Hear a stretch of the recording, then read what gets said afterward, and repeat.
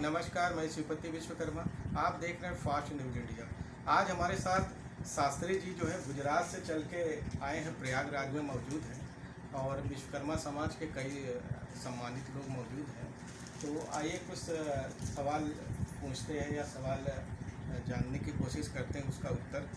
शास्त्री जी, आप भगवान विश्वकर्मा की कथा पूरे भारतवर्ष में आपके द्वारा कही जाती है, तो विश्व में सुनाते हैं, पूरे विश्व में, भारतवर्ष में, और विश्वकर्मा कथा सुनाने और प्रचार प्रसार करने का क्या उद्देश्य है? आप सभी को जय विश्वकर्मा जी की। आज मुझे जो 2025 में प्रयागराज संगम पे कुंभ लग रहा है, उसी सिलसिले में आज प्रयाग आना हुआ है। सभी विश्वकर्मा बंधुओं के साथ बैठक भी होने जा रही है। आपने जो प्रश्न किया, तो यही भी विश्वकर्मा कथा ही लगेगी। विश्वकर्मा कथा का प्रचार प्रसार क्यों? तो पहली बात तो ये है कि पूरे भारत में राम कथा, भागवत कथा, देवी कथा, शिव जी की कथा पूरे भारतवर्ष में सनातन धर्मियों सुनते हैं, जानते भी हैं, मगर विश्वकर्मा भगवान के प्रचार प्रसार बहुत कम हुए हैं। तो पहली बात तो ये है कि भगवान विश्वकर्मा का प्रचार प्रसार हो और विश्वकर्मा परिवार पूरे भारत में हर जगह पे हैं।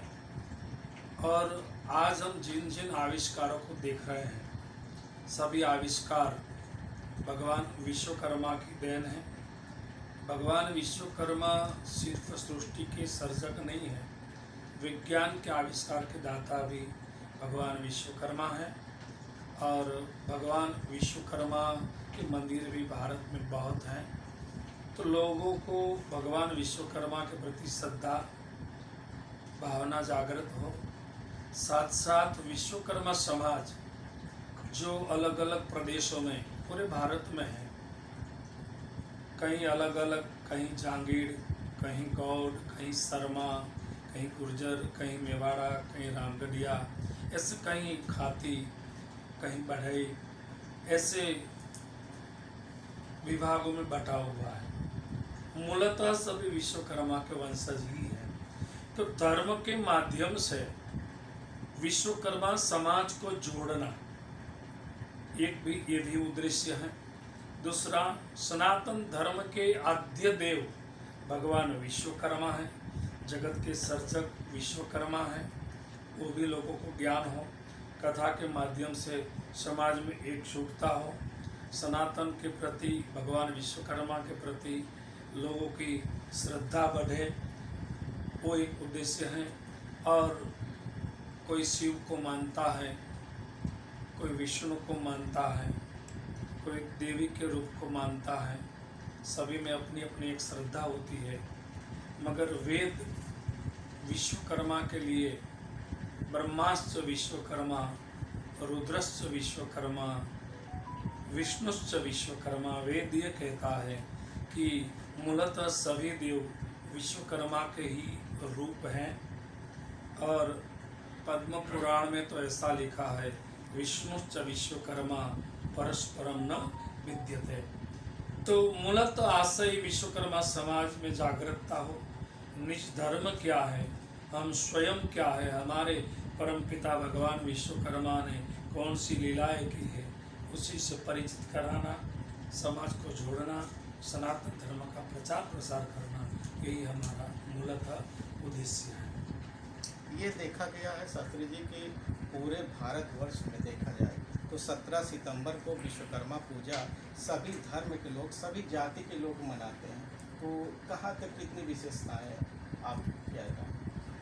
भगवान विश्वकर्मा पूजन दिवस 17 सितंबर को मनाते हैं।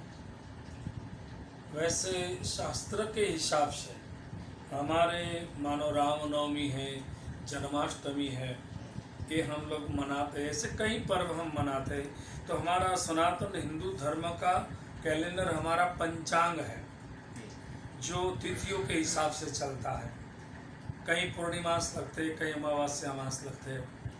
तो विश्वकर्मा का महान पर्व तो आता है माघ मास की शुक्ल त्रयोदशी, जो भगवान विश्वकर्मा का प्राकट्य दिन है। मगर भारत के कई प्रांतों में विश्वकर्मा पूजन दिवस आज तो सोशल मीडिया के माध्यम से सभी को जानकारी हो चुकी है, तो पूरे भारतवर्ष में मनाते हैं। मगर ये 17 सितंबर ज़्यादातर प्रशासनिक विभाग जो है, रेलवे तकनीकी विभाग जो होता है, वही मनाया जाता है। 17 सितंबर की शुरुआत हुई तो उसके पीछे बहुत कहानियाँ मिलती है लोगों के मुँह से भी, मगर शास्त्र में कोई ठोस ऐसी मान्यता नहीं है कि शास्त्र से हिसाब से पूजा हो। मगर एक बात तो है, चलो भगवान की पूजा तो होती है 17 सितंबर को सनातन धर्म के लिए। मगर 17 सितंबर की पूजा की 2-3 कथा है, उसमें से एक कथा जुड़ी है अपने कोलकाता के हावड़ा ब्रिज से, जो अंग्रेज जो ब्रिज बना रहे थे उसके बारे में एक कथा भी है कि कुछ विश्वकर्मा के लोग जो तकनीकी लोग होते हैं उसके कुछ मानो उसका पर्व होता है तो छुट्टियां रखते हैं। तब कुछ जो नाव चलाते थे उन्होंने उसके बारे में कुछ विरोध किया था। ऐसी कथाएं हैं कई जगह पे। भगवान विश्वकर्मा को सृष्टि का रचयिता भी कहा जाता है। तब ये एक मिनट ये बात पूरी कर लो। तो ये ब्रिज जो बनने जा रहा था तो कब जो नाव चलाते थे लोग उन्होंने विरोध किया कि हमारे रोजी रोटी का क्या होगा। तभी विश्वकर्मा के लोग ये काम करने के लिए तैयार नहीं थे। तभी अंग्रेजों ने सोचा कि ये किसी ने बता दिया कि ये लोग विश्वकर्मा को अपने आराध्य देव मानते, अपने पिताजी मानते। तब पहली पूजा एक ऐसा मैंने सुना है, पढ़ा भी है कहीं पुस्तक में, कि पहली पूजा उसी समय हुई 17 सितंबर के दिन। जो अंग्रेज ने, अल्बर्ट कैसा कोई नाम था मुझे अभी स्मृति में नहीं है, तभी से ये परंपरा शुरू हुई है। हावड़ा ब्रिज का जब मुहूर्त हुआ तभी से 17 सितंबर का पर्व मनाया जा रहा है। और आप पूछ रहे हैं कि भगवान विश्वकर्मा सर्जक है, सृष्टि के रचयिता। मगर विश्वकर्मा ब्रह्मांड की एक ऐसी अदृश्य शक्ति है, उसका प्रमाण भी मिलता है। हाँ। जैसे लंका का सृष्टि किया या द्वारिका का, और भी अन्य कई हैं, वो प्रमाण भी मिलता है। वो तो है ही शास्त्र में, वेदों में, मगर वेदों में, शास्त्रों में। मगर विश्वकर्मा एक ऐसे देव है, ब्रह्मांड की एक अदृश्य शक्ति है जो पर्दे के पीछे आपको दिखेगी, आपको सामने नहीं दिखेगी। आप जब उसकी ग्रंथों के पठन करेंगे, लंका के बारे में सबको पता है, द्वारका निर्माण किया वो भी सबको पता है, सृष्टि के सर्जक वो भी सबको पता है। फिर भी आज कभी भी आप किसी के पूछेंगे कि भैया सर्जक कौन है, तो कहीं सृष्टि के सर्जक ब्रह्मा जी, उसके पालन पोषण करने वाले तो के विष्णु जी, संहार करता तो रुद्र यानी शिव जी। तो बात ये, मगर वेद कहता है ब्रह्माच्च विश्वकर्मा, विष्णुश्च विश्वकर्मा, रुद्रश्च विश्वकर्मा। ब्रह्मा के सर्जन के पीछे जो शक्ति है वो विश्वकर्मा है। विष्णु सबका जो पालन पोषण कर दे उसके पीछे जो शक्ति है वो विश्वकर्मा है। शिव संहार करते हैं उसके पीछे जो शक्ति है वो विश्वकर्मा है। विश्वकर्मा एक ऐसी शक्ति है, वो अदृश्य शक्ति है। बिजली के तार से बल्ब लगाओगे तो बल्ब चमकने लगेगा, मगर वो प्रवाह आपको दिखेगा नहीं। भगवान विश्वकर्मा का ऐसा ही काम है। मगर शास्त्र के हिसाब से देखें तो रॉ मटेरियल है, आज के युवा को समझाना है तो रॉ मटेरियल जो है वो सब विश्वकर्मा का है। फिर ब्रह्मा जी सर्जन करते हैं, और एक अर्थ में ब्रह्मा जी बड़े भाई हैं और विश्वकर्मा जी उनके छोटे भाई हैं। तो ब्रह्मा की संतान वो भी ब्राह्मण है और विश्वकर्मा की संतान वो भी ब्राह्मण है, दोनों उच्च कुल के ब्राह्मण कहलाते हैं। आगे सवाल आपसे, विश्वकर्मा समाज को वास्तविक ब्राह्मण नहीं स्वीकार करता, क्या ये वास्तविक ब्राह्मण है? इस विषय में आप क्या कहना चाहते हैं? मैं अभी अभी यही बात किया कि ब्राह्मण थे, है और रहेंगे। ब्राह्मण, क्षत्रिय, वैश्य, शूद्र, लेकिन सर्व समाज मानता नहीं। 4 वर्ण हैं तो जन्म से भी ब्राह्मण है, दूसरा कर्म से भी ब्राह्मण होना चाहिए। आज विश्वकर्मा समाज उच्च कुल के ब्राह्मण ही है, यज्ञ आदि कर्म करने का उनको अधिकार भी है। यज्ञ कब करवाएंगे? उसका ज्ञान हो तभी करवाएंगे। 6 कर्म है, शास्त्र में बताए हैं 6 कर्म ब्राह्मण के। ब्राह्मण कुल में जन्म ले लिया, बराबर, जन्म ना चाहे थे, जो जन्म लेता है वो सभी शूद्र ही होता है। फिर उसके ऊपर संस्कार होता है, तब उसको द्विजत्व प्राप्त होता है। तो विश्वकर्मा समाज में जो जन्म हुआ ब्राह्मण है ही, मगर उसके ऊपर वो संस्कार भी हो ताकि वो पूर्णतः ब्राह्मण बने, उसको संस्कार मिले। यज्ञोपवीत, ज्यादातर आज विश्वकर्मा यज्ञोपवीत नहीं पहनते, शिखा नहीं रखते, त्रिपुंड नहीं लगाते, संध्या गायत्री पता नहीं है, कर्मकांड की कोई मंत्र पता नहीं है, अपना यूनिफॉर्म नहीं है, अपने संस्कार नहीं है, तो लोग कैसे जानेंगे, लोग कैसे मानेंगे? ब्राह्मण कुल में जन्म लिया है तो वो संस्कार अपने आप आपके अंदर होने चाहिए, तभी लोग स्वीकार करेंगे।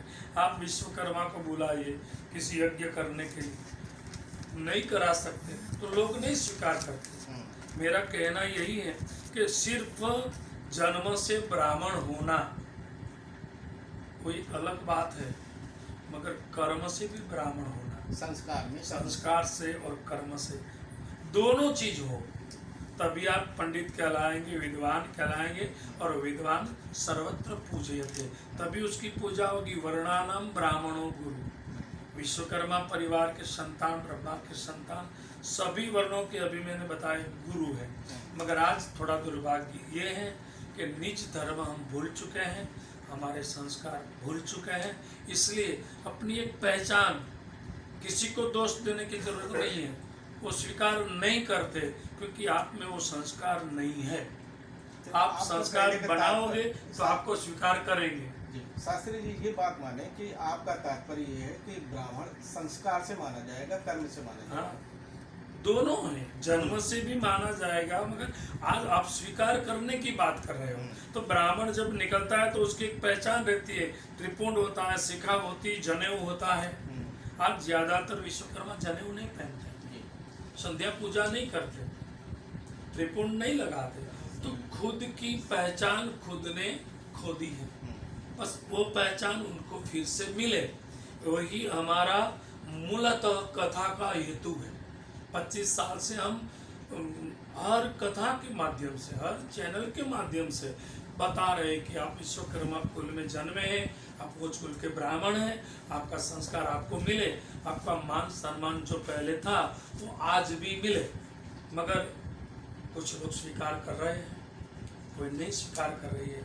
हमारा तो ये फर्ज बनता है, धर्म बनता है कि उसको सही रास्ता बताए, और आज भी उसके संस्कार, जनेऊ पहने, संध्या पूजा, शिखा, त्रिपुंड, कहीं अपने संतान को अच्छे गुरुकुल में पढ़ाए, वो संस्कार दे, तो आज भी उत्तम कर्म कर सकते हैं यज्ञ आदि, क्योंकि उसमें कोई संदेह नहीं है, क्योंकि वो स्वयं ब्राह्मण कुल में जन्मे हैं और ब्राह्मण कुल के संस्कार उन्होंने पा लिए हैं, तो उनको सर्व अधिकार है। तो ये अधिकार प्राप्त हो, यही हमारा मूल उद्देश्य भी है कथा।